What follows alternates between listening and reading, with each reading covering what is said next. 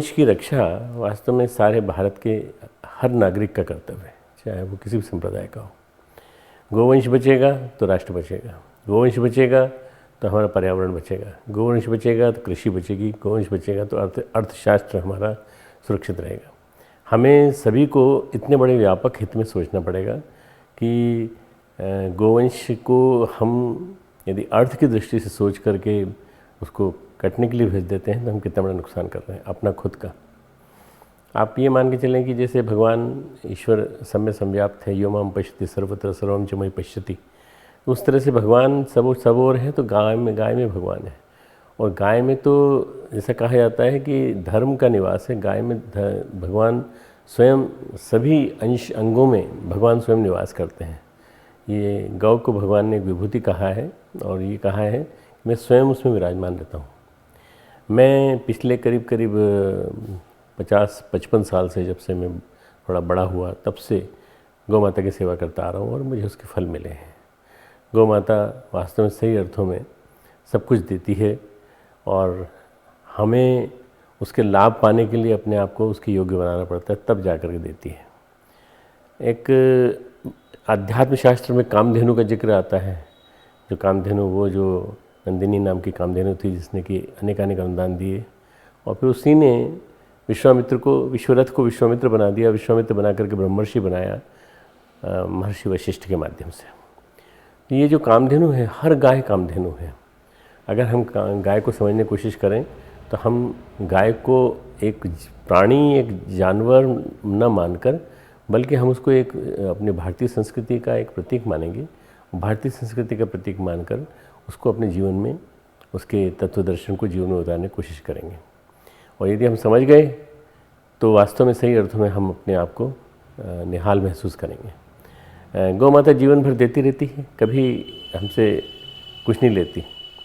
हम केवल उसको थोड़ा सा चारा खिला दें, थोड़ा सा उसको हम उसका जो बनती है, चरी बनती है, वो खिला दें, बस उतना खिला दें तो उसके बाद वो हमसे और कुछ नहीं मांगती। यहाँ तक कि वो सारा सब कुछ अपना जो लेती है सूर्य की किरणों से लेती है। उसकी जो मेरुदंड है, रीढ़ की हड्डी है, उसमें जो सूर्य नाड़ी होती है, उससे वो सूर्य की किरणों से ग्रहण करती है और हमको माँ के दूध के समान दूध देती है। ऐसा कहा गया माँ के दूध से भी श्रेष्ठ गाय का दूध है।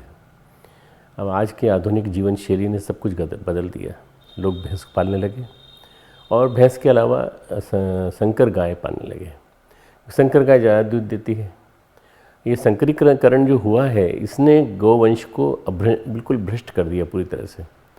आपने उनको निषेचित कर दिया और दूसरी बात, जो आर्टिफिशियल फर्टिलाइजेशन हुआ, उसने एक प्रकार से ऐसे वंश को जन्म दे दिया जिसको समाप्त होने में टाइम लगेगा। अभी हम शुद्ध वंश चाहते हैं, शुद्ध गौवंश चाहते हैं। और मैं ऐसा जानता हूँ कि जो आज की सारी समस्याएं हैं जिसको हमारे प्रधानमंत्री जी खुद फेस कर रहे हैं, या हमारे नागरिक जिसका सामना कर रहे हैं, उन सब का समाधान यदि कोई है तो वो है गोवंश की रक्षा। अर्थक्वेक आना बंद हो जाएंगे, हमारा मौसम की प्रतिकूलताएं शांत हो जाएंगी। हमारा मौसम जो आज ऐसा हो गया, असहनीय गर्म सा होता चला जा रहा है और आने वाले दिनों में न जाने क्या होगा, ये ठीक हो जाएगा यदि हमने गोवंश की रक्षा की तो। विदेश में तो अब धीरे धीरे गोवंश की रक्षा की ओर उनका ध्यान गया है, यूरोपियन कंट्रीज़ में, अमेरिका में, इसमें। पर हमारे देश में न जाने क्यों एक विरोधी सी लहर पैदा हुई है और ज़्यादा से ज़्यादा मांस का जो है वो निर्यात होने लगा है। गोमांस का निर्यात होने से क्या होता है कि हम अपना गोवंश खोते चले जा रहे हैं। और जिस बेदर्दी से, जिस क्रूएल्टी के साथ ये होता है, उसको देखने के बाद आपका मन जो है दुखी हो जाएगा, बहुत बुरी तरह दुखी हो जाएगा। गाय का बच्चा आप गोद में लेके बैठ जाएं तो आपको प्यार करेगा, आपको ऐसा लगेगा जैसे आपका खुद का शिशु हो। जबकि और बच्चों में ऐसा नहीं है। आप भैंस के बच्चे को नहीं प्यार कर सकते, ऐसा है। आप और किसी बच्चे को नहीं कर सकते। हाँ, ये बात अलग है कि पश्चिम में कुत्ते बिल्ली को ज़्यादा महत्व दिया जाता है, परंतु भारत में तो गौ माता हमारे संस्कृति में कोपेश्वर श्री कृष्ण के साथ जुड़ी हुई है। सबसे पहला आंदोलन अगर किसी ने चलाया था तो वो श्री कृष्ण ने चलाया था। गौ की सेवा, गौ की रक्षा, गौ दुग्ध की रक्षा। गौ दुग्ध यहीं रहना चाहिए कि जाना नहीं चाहिए कहीं बाहर। कंस की रानियाँ उससे नहाएंगी दूध से, नहीं नहाएंगी। वो दूध कहाँ बचेगा, दूध बचेगा तो हम मक्खन खाएंगे, हम मक्खन खिलाएंगे लोगों को। ये क्रांति उन्होंने करी थी, सबसे बड़ी क्रांति है। उसके बाद अभी पिछले शताब्दी में हमारे जो गुरु गोलवलकर साहब जी ने, पंडित जी ने, उन्होंने बहुत कोशिश की और गोरक्षा आंदोलन चला, बहुत दिन तक चला। उसके बाद कुछ कानून बने, पर कानून बनने का कोई नतीजा नहीं है। क्यों? क्योंकि एक कैश क्रॉप दिखाई पड़ती है इनको लोगों को उसमें, और उसकी वजह से सारा नुकसान हो रहा है ये सारा। यदि हम गौ माता के चमड़े से बने हुए किसी भी उत्पाद को लेने से मना कर दें और हम उसको पहने नहीं, हम उसको उपयोग में भी नहीं लें। उदाहरण के लिए पर्स, महिलाओं का पर्स विशेष रूप से, ये बछड़े के मांस से बनता है। दूसरा बेल्ट चमड़े का, इसको हम बंद कर दें और हम सारा के सारा हमारा पंचगव्य से लेके और हमारा सुबह से शाम तक दूध से बने हुए उत्पाद जो हैं उनका उपयोग करना चालू कर दें, तो गाय को उपयोगी बना देंगे। गाय जब उपयोगी हो जाएगी, गाय जब सबके लिए सर्व ऐसी हो जाएगी जो घर का सदस्य है, तो फिर गाय को रक्षा की जाने लगेगी। पूरा गांव एक गौशाला बना सकता है, पूरा मोहल्ला एक गौशाला को स्पॉन्सर कर सकता है। आप बड़े बड़े क्वार्टर्स में रहते हैं, बड़े बड़े हाई राइज बिल्डिंग में रहते हैं, कोई बात नहीं, आप एक गौशाला, एक गाय, एक गौ माता को स्पॉन्सर करिए।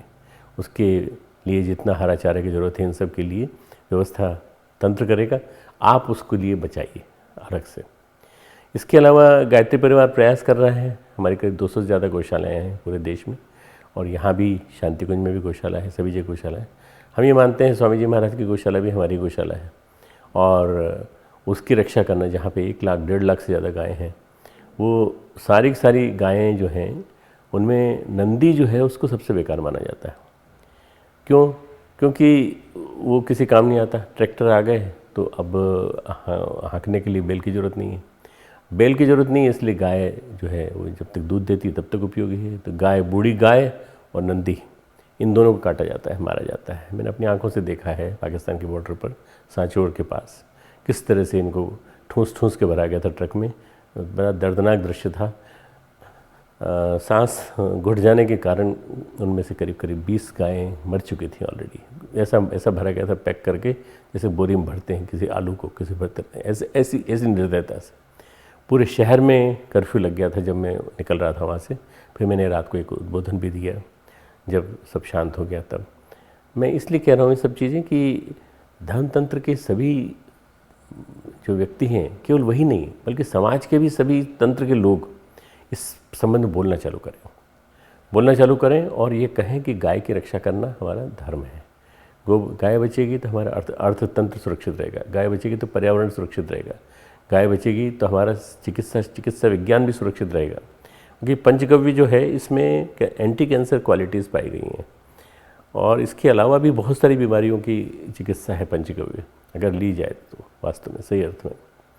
या मैं सोचता हूँ कि अगर हम अपने घर में हर चीज़ में गौ उत्पाद को महत्व दे दें, उदाहरण के लिए दुग्ध को, गौमूत्र को, गोबर को, गौघृत को, और इसके साथ साथ जो गाय की छाछ को या दूध की छाछ को, इस सब को महत्व देने लगे तो धीरे धीरे करके गाय हमारे लिए उपयोगी होने लगेगी।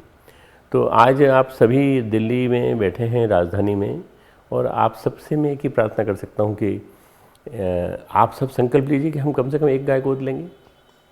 एक आदमी भी एक गाय गोद ले लेगा और एक कॉलोनी भी एक गौशाला गोद ले लेगी, तो देखते देखते गौशालाओं की रक्षा होने लगेगी और गौ कटना बंद हो जाएगी। इसके बाद अगला कदम हमारा होगा कि गौ कटना बंद हो। इसके लिए हम सरकार से प्रार्थना करेंगे कि वो नियम बनाए, एक अधिनियम लाए, राज्यसभा में, लोकसभा में पास करें बहुमत से।